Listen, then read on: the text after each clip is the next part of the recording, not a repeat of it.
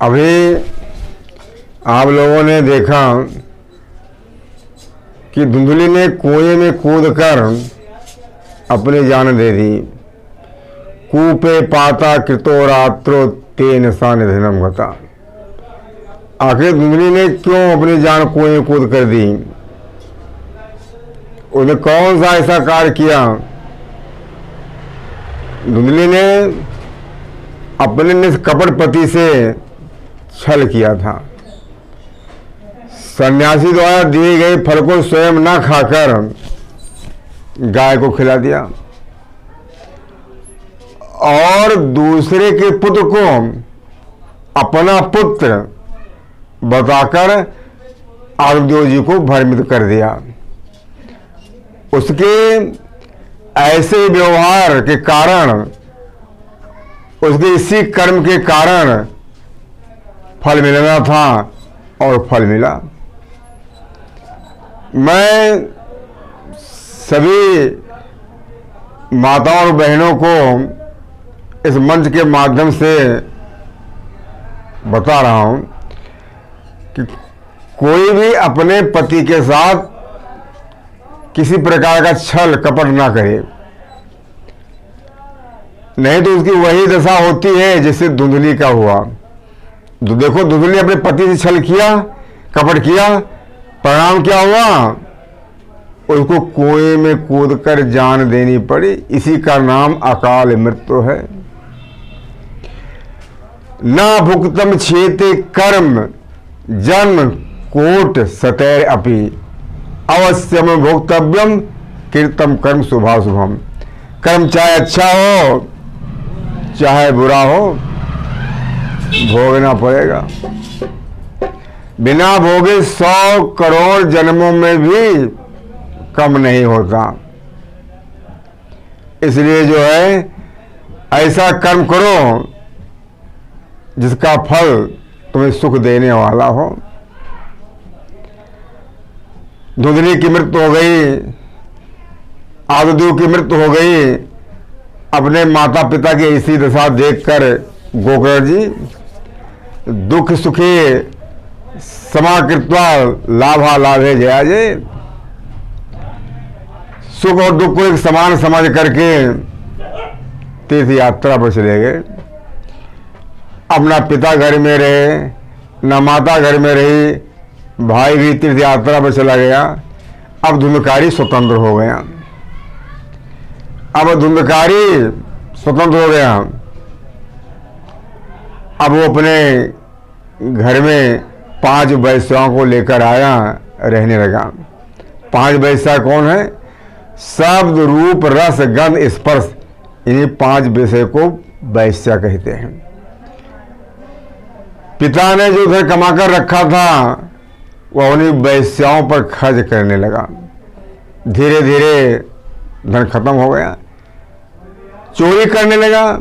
चोरी करके लाता, स्वयं खाता, वैश्याओं को खिलाता। एक दिन वैश्याओं ने विचार किया कि चोरी करके लाता है, एक दिन पकड़ा जाएगा, इसके साथ हम भी पकड़ी जाएंगी, मुझे भी दंड मिलेगा, क्यों ना रास्ते से इसको हटा दिया जाए। धुंधकारी को रास्ते से हटाने का फैसला उन वैश्याओं ने कर लिया। प्रतिदिन की भांत जैसे शराब के नशे में आता था, वही शराब के नशे में आया। वैश्याओं ने मौका देखकर उसको रस्सी से बांध दिया और मारने लगी। नहीं मरा तो जलते हुए अंगारों को मुंह में ठोस दिया। अब देखिए, कर्म का फल यही है। जो कल तक मौज मस्ती में जीता था, पिता द्वारा कमाए गए धन को खर्च करता था,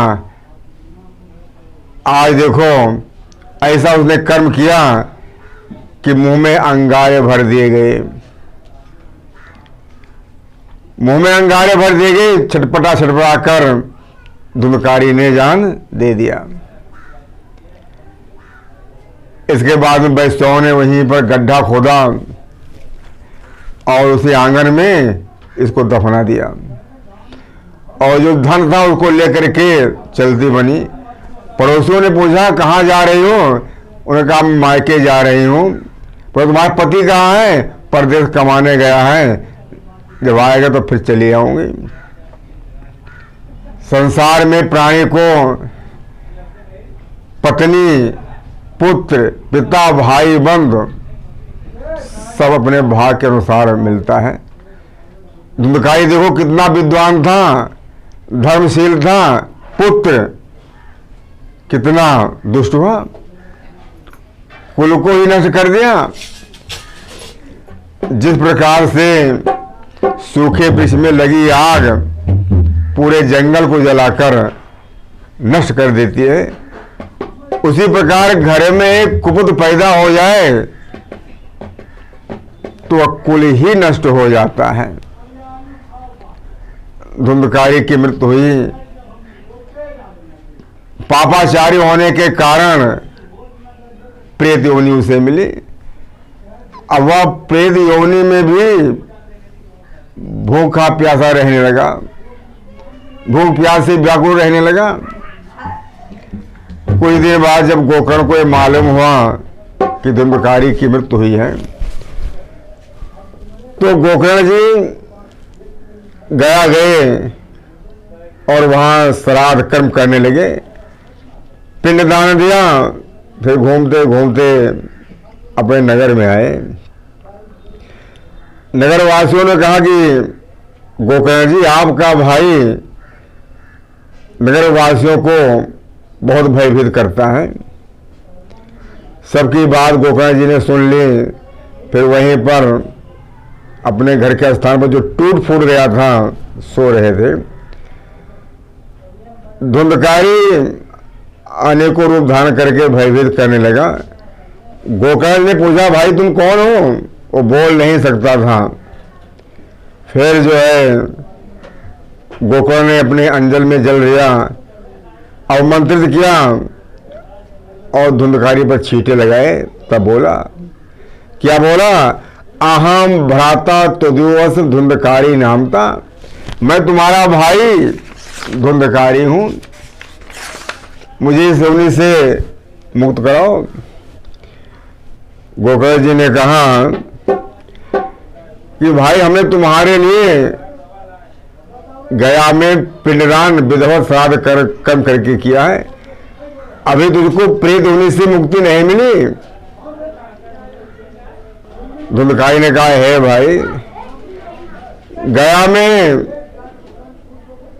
चाहे जितने श्राद्ध कर्म कर दोगे मुक्ति नहीं मिलेगी, मेरी मुक्ति का कोई दूसरा उपाय सोचो। बोले श्री वृंदावन बिहारी लाल की जय।